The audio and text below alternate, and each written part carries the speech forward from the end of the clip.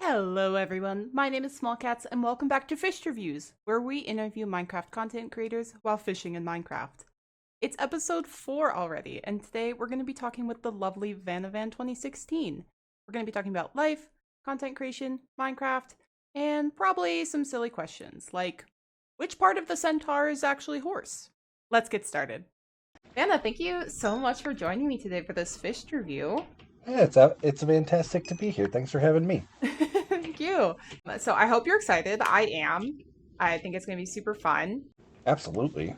So would you do me a favor and introduce yourself for those who may not know you? Yeah, so I'm VannahVan2016 on Twitch and pretty much everywhere. And I am first and foremost a dad of 2 amazing children, and I do furniture stuff for my real world job. But here on Twitch, I am a Minecrafter first, and then also do other games from time to time. I am part of the 8-bit community stream team. I am part of the Insist family, and Halcyon Heights, along with a bunch of other servers and stuff that I play on. So that's kind of me in a nutshell. I don't know how I got into the nutshell, but here I am. Okay, so can you tell me a little bit more about the furniture stuff? Do you make furniture? So I do not. I've been with the same company for, it'll be 19 years at the end of July, and we are the US's largest business-to-business furniture cataloger. So we sell desks and chairs and panel systems, cubicle farm kind of situation, and pretty much any furniture you need for your business, we sell, including gaming chairs. Nice. So does that mean you get good deals on gaming chairs? I can get good deals on gaming chairs, yes. I'm writing that down, Nice. You mentioned Insist, the 8-bit community, and Halcyon Heights, all of which are amazing communities. Can you tell me a little bit about how you got involved with all of those groups? So I, like a lot of people, I came to Twitch following the Hermits. So I was looking for... I played Minecraft way back in the day, within the first couple of years of it coming out, and then lost my ability to play it and kind of lost track of the game.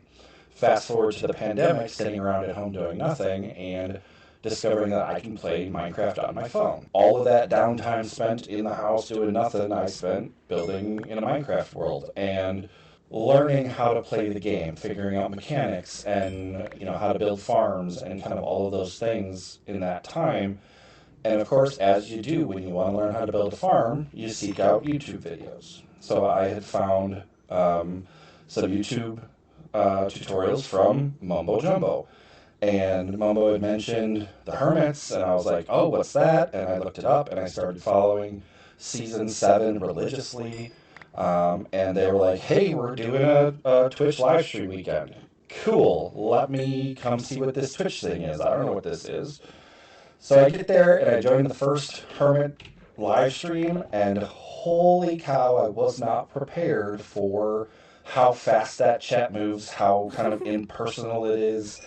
And I was like, nope, my ADHD brain cannot handle this. This is a hot mess. Let me jump out and see who else is out there. And the first channel to show up that was live in my recommended was a man by the name of Bowtie Daniels. So I jump into that stream, and it was this chill, nice, easy vibes, chill community, and immediately Bowtie made me feel at home, willing to answer questions and, give advice to somebody who might be interested in streaming, which a lot of channels don't always necessarily do, and kind of talking and playing, and it was this wonderful place. And he had a ton of people around him in that channel that were just as chill, and some channels and some streamers and some things. So I said, this seems like a pretty cool place to be, and started hanging out, started getting advice, and ultimately that's how I joined the Insist family. When they started looking for more people to play on the team, they invited me to play on the team. And then from there, just kind of built my name a little bit. really started to focus the channel on being a place that is inclusive and accepting and a safe place for anybody that needs a safe place. And with the help of the Black Cloud Wanderer, I got my name in with the 8-Bit Community Stream Team, and kind of building on all of that, um, you know, got me in front of Aldebar in a conversation there about potentially joining Hahi. So it kind of just built upon itself, one thing after another, and really for me, the biggest thing is I got in with Bowtie early and started to learn how to do this, and then taking my channel in a safe space, inclusive kind of space, has really helped build the community and, you know, give the community a safe space, but also give me a safe space in the community. Mm-hmm. Absolutely.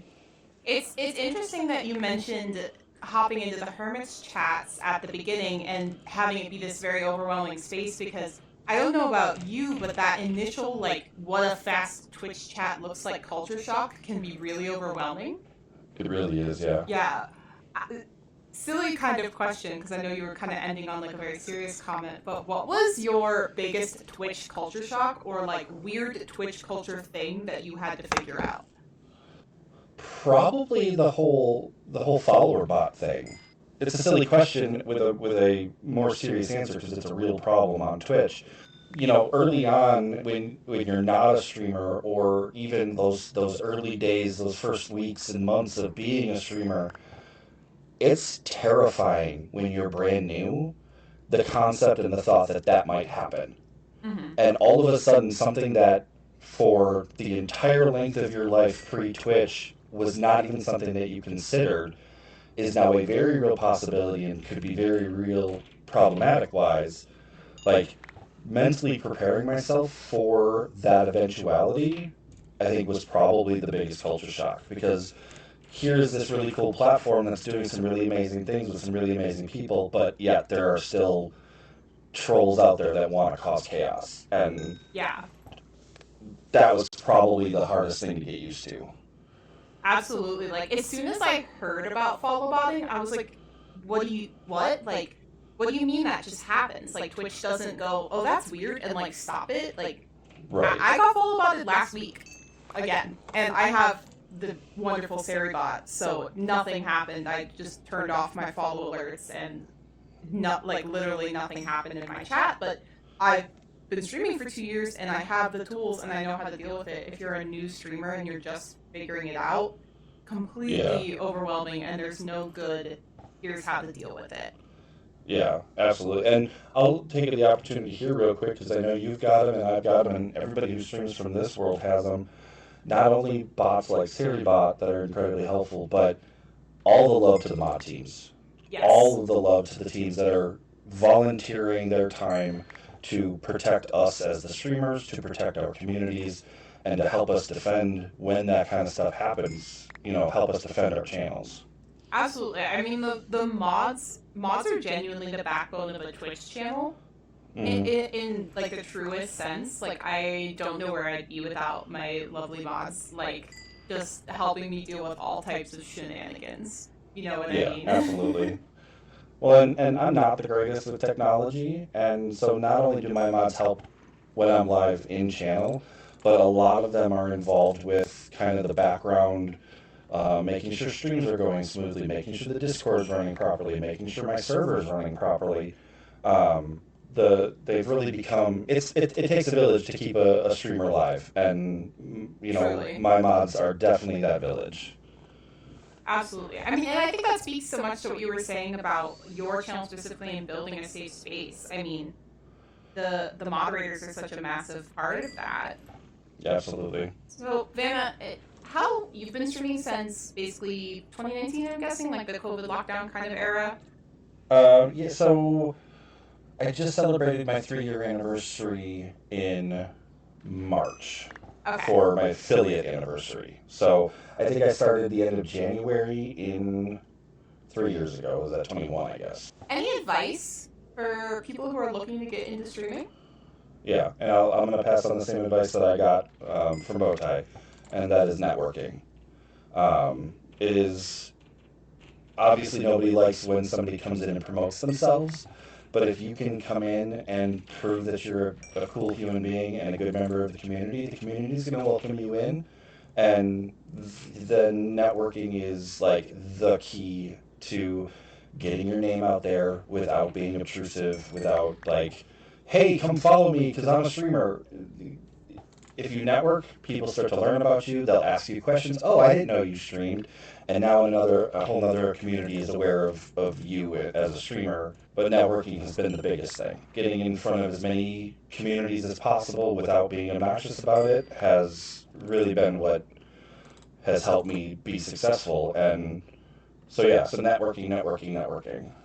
I think that's excellent advice. And like really focusing on like genuine networking and relationship building, not just like Absolutely. hanging out just to hopefully get noticed, but like genuinely getting to know the people and other streamers and their community members. You know what I mean? Yeah, it's incredibly important. And, it's one of those things, and I keep bringing up Bowtie's name, but Bowtie retired a little over a year ago and didn't just disappear for some of us, because some of us are now friends and we play offline and hang out together. And so somebody who very much helped me get my start, I'm honored to call a friend and hang out with off platform. So And that's honestly so awesome, like the genuine relationships that you can make through being on Twitch is so cool. absolutely, yeah. So then I have to ask you a silly question. Yeah. How do you feel about centaurs? So the whole centaur thing, oh my god, I knew this was coming up. So the thing is I came into the centaur thing after the fact, right? So Yeah. you have to give context for the centaur thing. So I've always liked mythology and stuff. So like centaurs and minotaurs and satyrs and all of those things have always kind of been something that's interested me. And then I started playing D&D. And I had a DM that was incredibly willing to let me just do what I wanted to do within reason. And so my very first player character in D&D was a 9-foot, 900-pound female centaur. And I got to kind of figure out how to navigate a world of D&D that's really built for the medium-sized character. To the point where my DM had to, in one of the houses that we needed to go into, it was like the focal point of one of the story arcs, had to come up with a magic spell to put on the house that made my character smaller so that I could actually enter the house. And just so, like, D&D problems. Right, just D&D problems. And so playing that centaur has kind of brought centaurs a bit forward, and since then that group dissolved after a while, and I've joined a new D&D group, and we just ended a campaign, and in that campaign I played a centaur. I've always gravitated towards the larger characters. I've played Goliath, and I've played, some of the other large characters because it's comfortable for me because I'm 6'5", and I am a large presence, so I know how to play that in game. But that's kind of where the centaur thing started, and now like I'll throw the whole centaur, like I'll mention a centaur just in a joke in passing, and all of a sudden everyone's talking about centaurs. So that's where it started. And for context, there was I think the first week that Border World started, this genuinely hysterical conversation about how do centaurs actually work, and just reconfiguring centaurs that I have no words for like how that conversation went. Trying to understand how the centaur anatomy works. Yeah, exactly. Like, we'll what if it was top half horse, bottom half person? Like it went as far as you might imagine it could go. My favorite comment still sticks out to me. What if it was top half horse and the bottom half was human, but it was still horse shaped? So 4 legs or human legs or 2 human legs and 2 human hands on the ground. And I'm like, that is just the most cursed image. The worst thing I could possibly imagine. Like, that is nightmares. You see, that's like what you see crawling across the floor, like, twisted to the side in the nightmare. It really is. It's literally so amazing. What's your favorite cheese and why? Oh, that's a hard one for a Wisconsinite small. I know, and that's why I put that question in there. I'm trying to hit everyone with a annoyingly difficult question. I asked Rubik's a question about musicals. They were not happy. It's fine. You get the cheese question. All right, I'll take the cheese question. So I discovered it not that long ago, within the last year or so. It is a cheese called halloumi. Yes. And it is, for those who don't know, it is a combination of made from the milk of goats and the milk of ewes. And it is this super sweet, or super salty, but also very sweet, and it's a very hearty cheese. It's very thick and very heavy, and it's actually made for grilling. Like, you can throw a slab of halloumi on the grill and grill it up, and it doesn't melt very much, and it kind of holds its form under heat. And it has become one of my favorite snacks. I will just pull some halloumi out of the fridge and slice it and just eat that. And I've come to really love halloumi. So there you go. Random question answered. Honestly, I'm with you on that. The first time I had halloumi, I was in the UK, and I was like, I don't know what this is. It came with some sort of meal, and up showed this plate with, like, random food on it, and just, like, grilled pieces of cheese. I was like, alright, that's kind of weird, but I'm here for it, and it was amazing. Like, Yeah, it was so so good. I would describe it as, like, a squeaky cheese. Like, am I crazy? It is a squeaky cheese, yeah. Yeah. Which It definitely has that bit of a texture on the teeth. Yeah, it's like, like,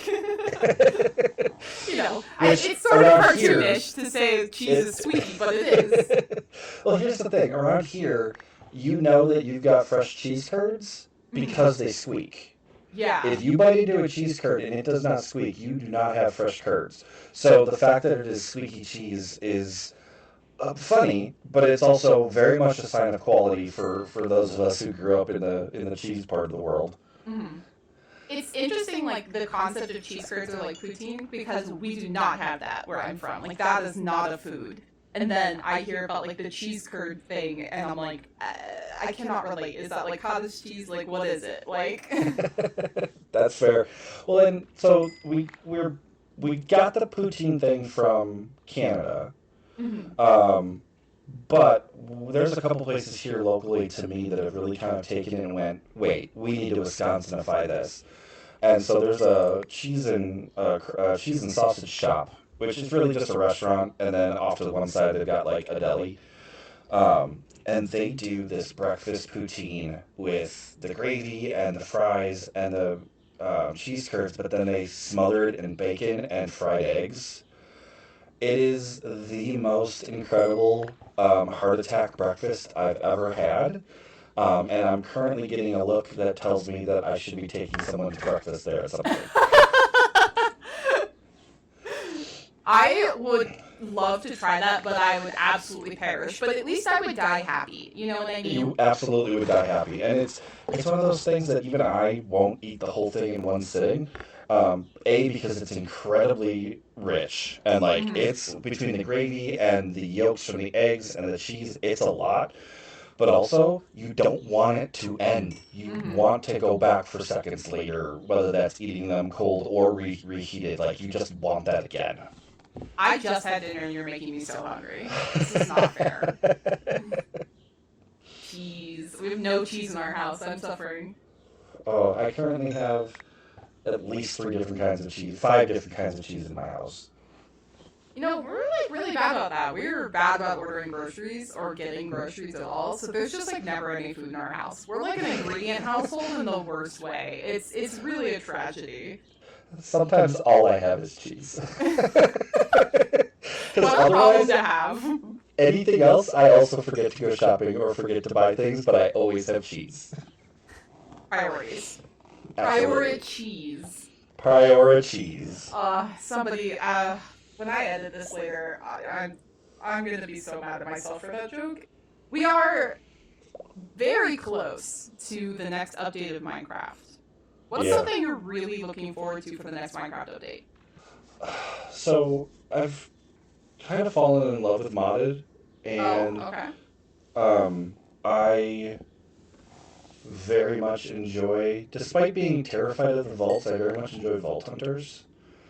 Um, and so I'm looking forward to the trial chambers. I'm looking forward to seeing kind of a similar mechanic come to the vanilla game. Um, this update's turning out to be massive, and they're bringing a ton of stuff for everybody. But I'm excited for the trial chambers. I think it's going to be a fun change of pace for the game. Kind of a hey, here's a goal that isn't a game-ending boss goal. You don't have to be OP end of game to be able to do it, but it's still going to be challenging. And I think I appreciate that they're putting a lot of time and thought into how it's going to go. So I'm very excited for that, for the game in general. I'm also excited because we're going to be doing a brand new world for my server when 1.21 drops, and it will be in the new update, the new world, starting from scratch on a new world.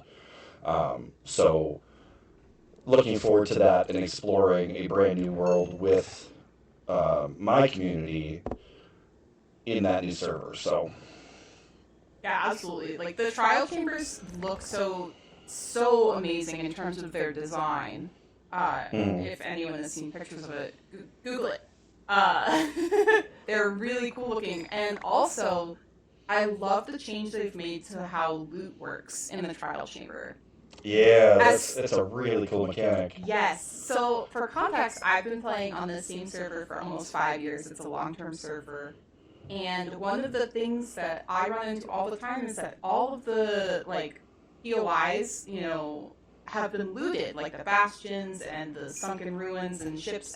The loot is all gone, and sometimes I Yeah. just want loot.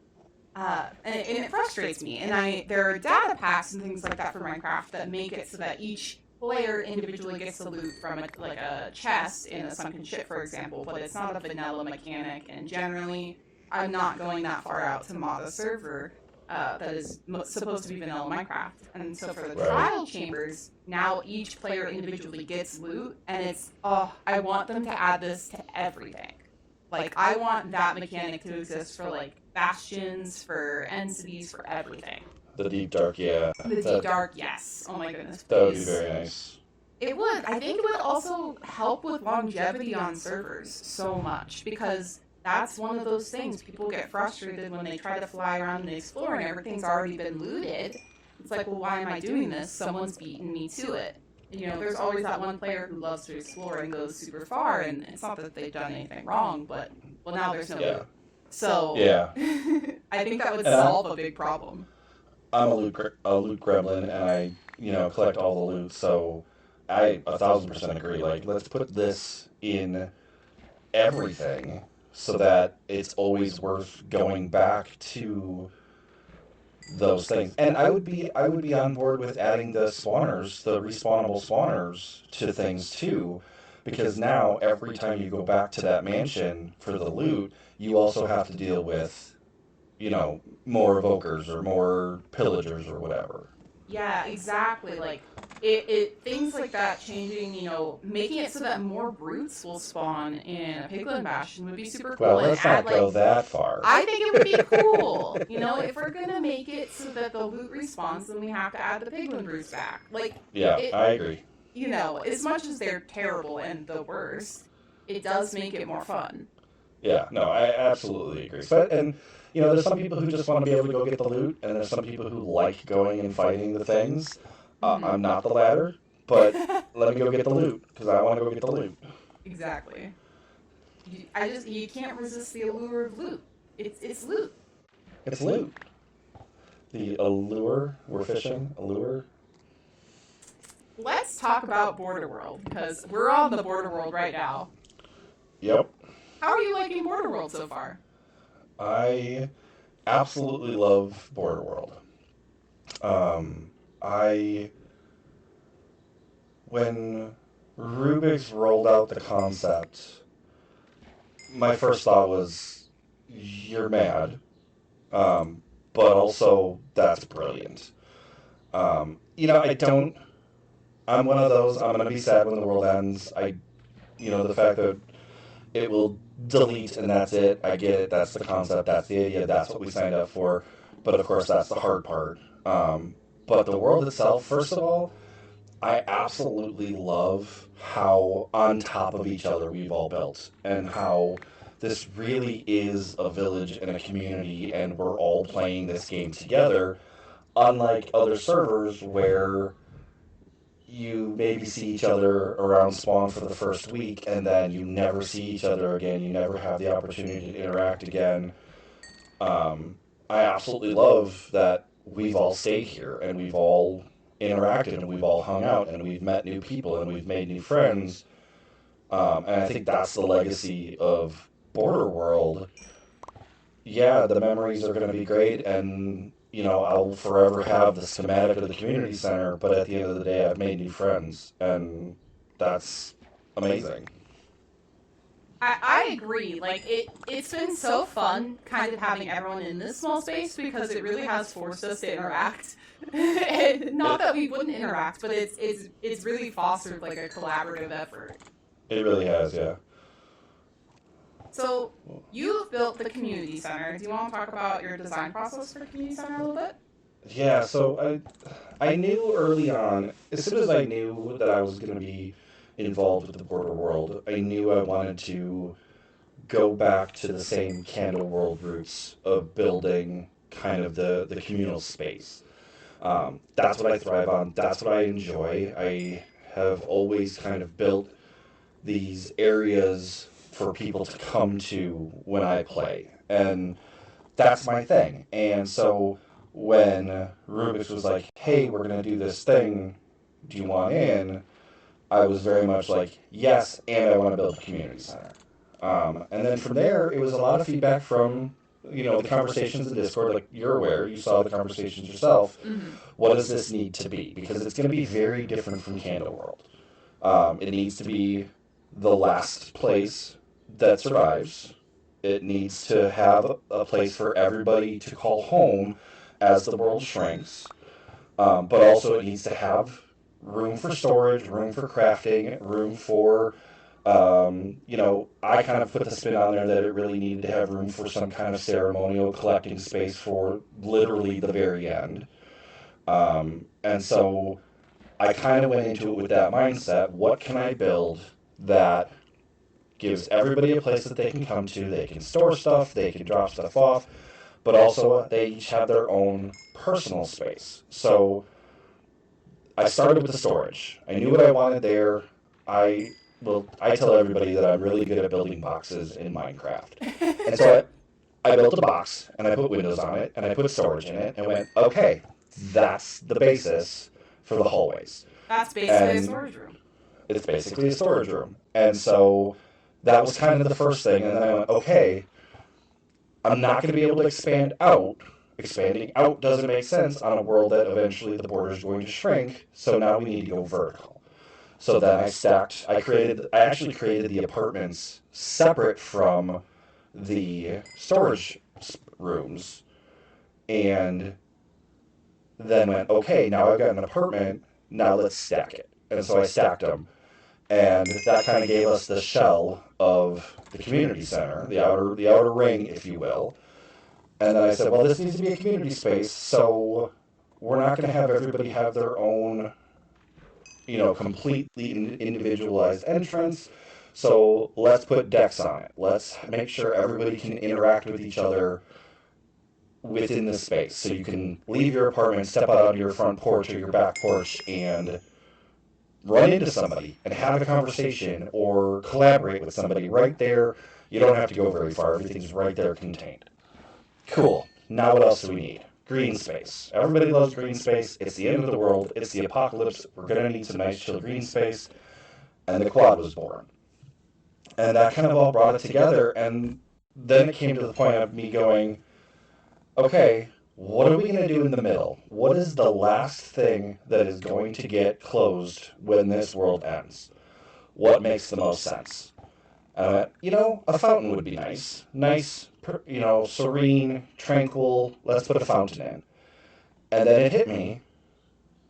We could do a dedication to the candle world on the border world. And so the candle fountain was born. And it's a dedication. And if I'm fortunate enough to be involved into whatever the next iteration of the blank world is, and get the opportunity to build on that world, I'm going to do a dedication to the border world on whatever the new blank world is. And kind of continue that trend of building a dedication to the previous world on the new one. I really love that, the continuation, because Candle World has been finished and it's gone, but in a sense, it's still alive in our memories, and now in a physical sense. Yeah, absolutely. And like that was one of the I'm gonna say it, that was one of the rawest experiences that I've had in Minecraft. Because I know Rubik's, they sometimes are upset with themselves because people lost sleep and people, weren't necessarily sticking to the healthiest of life choices to keep Candle World alive. But at the end of the day, we came together as a community and we made that world last as long as it had, and we had done some amazing things on it while we were there. And I think that lends itself to the legacy of the blank world in general. And while this world isn't the same from that standpoint, we're not going to, deprive ourselves of sleep as much as we were then. It's still very much, we're taking the stuff we learned from Candle World, we're applying it to Border World, and we'll take stuff from Border World and Candle World, and we'll apply it to Blank World. And those that were fortunate enough to get to play on Torch World are doing the same thing. There's elements that keep carrying along. And it's amazing. It's an incredible thing to be part of. I agree. I've really enjoyed this experience. I'm like, Candle World for me was really cool, but in a sense stressful because Mm-hmm. of the timer and the way that the timer worked.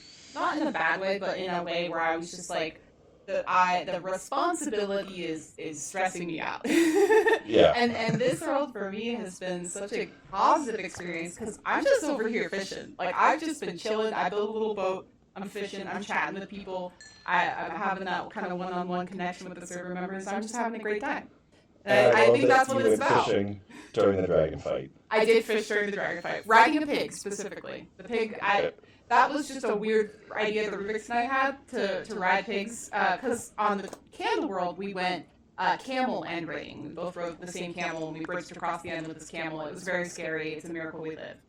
And then we were going to do pig end raiding, but Rubik's was not feeling very well after the dragon fight, so we haven't gone pig end raiding yet. But that's why And we had pigs. But I wanted to be at the dragon fight for fun, but I wanted to just keep fishing. Like, I'm not trying to play Minecraft in the sense of like complete the game. I'm just chilling, you know. yeah, and I love that because like that's the other thing, and that's a bigger thing about this game in general, And I never got the chance to be part of the turtle crew, but you play this game how you want, and on one server you might be, or one world you might be the grindiest. Let me get everything done. Let me build the biggest thing. Let me collect all the resources. Kind of player, and on the next world, you can just sit in a boat and fish the entire time, and that's okay. And it's kind of cool. Like I've had that thought while I'm playing that I just love that Small is spending this time fishing, and I think it's awesome.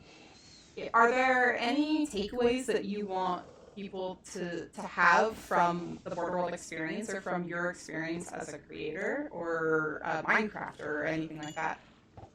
Um, I think what it boils down to, I think, is stress level. We learned, you mentioned it, I mentioned it. Candle World was incredibly stressful, and ultimately it was a great experience, but it was stressful. And if that's how you like to play the game, by all means, play the game how you want to play the game.